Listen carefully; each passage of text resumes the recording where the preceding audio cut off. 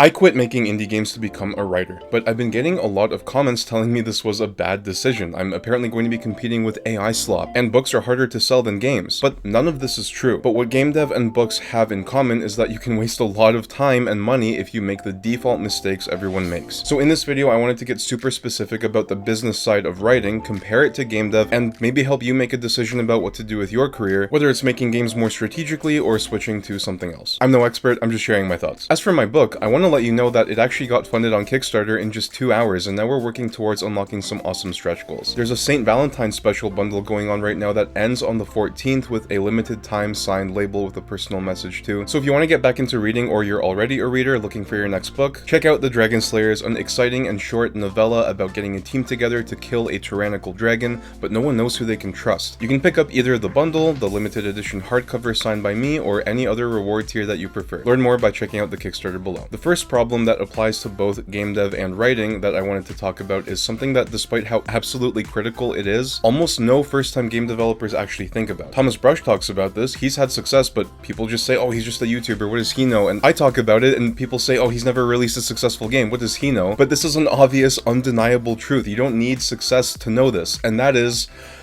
your time deserves financial compensation! If you spend hours working on a project, whatever that project is, you should be paid for that if you're trying to make a living. The mistake that I had continued to make, and that many other game developers make, is putting all our eggs in one basket and trusting our intuition. There's no reason someone like me should trust his intuition about my 2-year-long open-world RPG. Despite never having had success with games, I can logically understand that getting more practice and more data and not putting all your eggs in one basket can only yield better results than just assuming you're on the right track. If you ever actually launch your game, which you probably won't, it leads you to earning an insufficient amount of money that fails to compensate you for your time. I spent like 2 or more years on Air Obscure, and I only made like $500, so should I be paid a penny per hour? I don't think so. So what does this mean for books? Don't authors spend years and years writing a single book? It's true, many do, but many also don't. And I'm only just getting started, but it hasn't been my experience. The Dragon Slayers took me a few months to write at a very slow rate, and my next book, which is much longer, only took me about 5 or 6 weeks. There's a lot of editing to do, yeah, but you can easily fully wrap up a novel in a few months and release 3 or 4 books a year. But there are other budget considerations than just your time investment. Let's consider the minimum budget for a Steam game.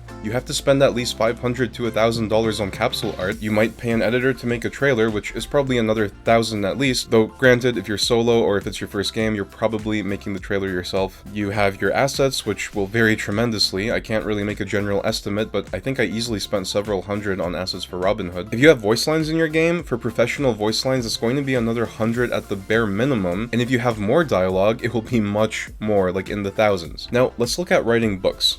The absolute bare minimum you need to write a book is a cover, which is probably going to cost you somewhere between $100 to maybe even $1,000 for a high quality one. That's kind of it. You probably should run your book by a professional editor, but if you're a decent writer and you're just starting out, you should probably take it easy with hiring. For myself, my budget for my next book is going to be well under $1,000, and if I want to compensate myself for my time, I need to earn about $6,600 US, which is about 9,000 Canadian. If I was to do this for Robin Hood, I'd need to earn almost $150,000. That's a pretty big difference. But that brings me to another important point. How do you actually calculate earnings from a game or from a book? I think most of you are familiar with the game part, so I'll be brief. Obviously, you have to sell copies of your game. Let's say it costs $20, Steam takes 30%, so to make that $150,000 plus your budget, which let's just say is $5,000, you would need to earn about $220,000 on Steam, meaning you would need about 11,000 sales. If we assume 20% of Steam wishlists convert, which in my experience, my game's conversion was a lot lower, like 2%, that would be 55,000 wishlists. With the caveat that if you get a certain sales velocity early, Steam might just promote you, so this is kind of tricky. But even if we take that classic 7,000 wishlist figure and assume that that will get you to $200,000, let's look at how much less wishlist you actually need for books. Like I said, for my next book, ideally I'd like to earn $6,600. With books, you also have the expense of printing. Due to royalties, if you sell your book on Amazon, you will make a pretty small percentage of the book's actual cost. When you sell it through Kickstarter or your own own website, that's not the case. Let's assume your hardcover book costs $25 US. If it's 300 pages printed through Amazon, then you probably make $15 for every sale on Kickstarter. Now, if we factor in the signed edition, which can easily cost $20 more, let's say $45, all of a sudden that's a huge profit margin of $30. The ebook at say $10 is a 100% profit margin, so let's take a super rough average to get a basic overview. $27 with a 79% profit margin. By the way, I'm not factoring in the... Wait, how much is that for game sales? So $20...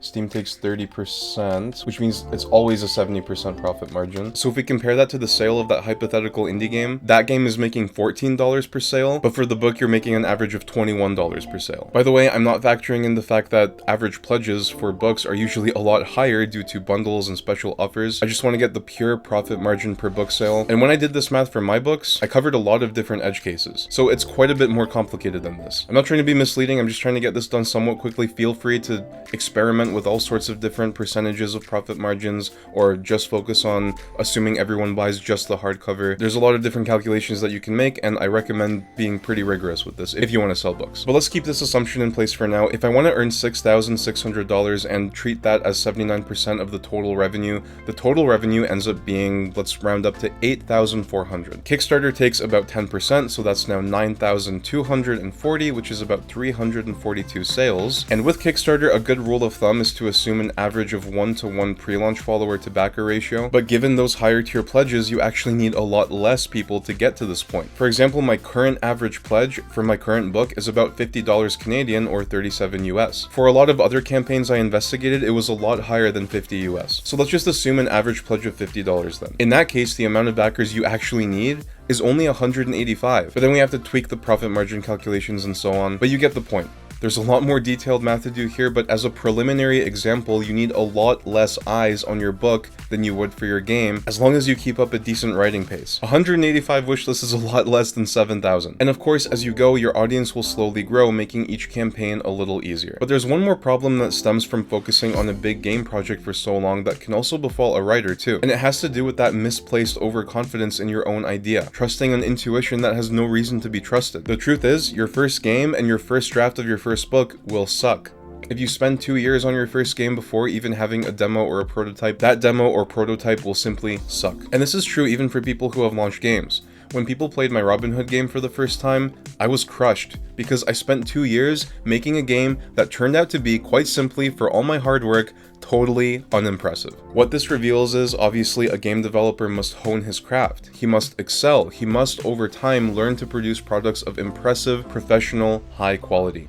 What does this mean? Well, it means that he has to get really good at creating an immersive experience that appeals to both your eyes and your ears. The space has to be beautifully composed no matter where in the world the player goes. The colors have to create some emotion. The ambience has to flow. The guns have to feel good. The animations have to be tight, there can't be any bugs, the code has to be extendable and readable. These skills pull your brain in so many different directions, and you have to be excellent at all of them. When writing a book, you have a certain level of freedom you don't get when you have visual assets you need to build. You can create anything you want in a book. You aren't able to create an immersive visual experience, but you can create images in the reader's mind. The only skills you have to learn are those related to the relaying of the story, the construction of sentences, the arcs of your plots. You sit down, you write, and you make it happen.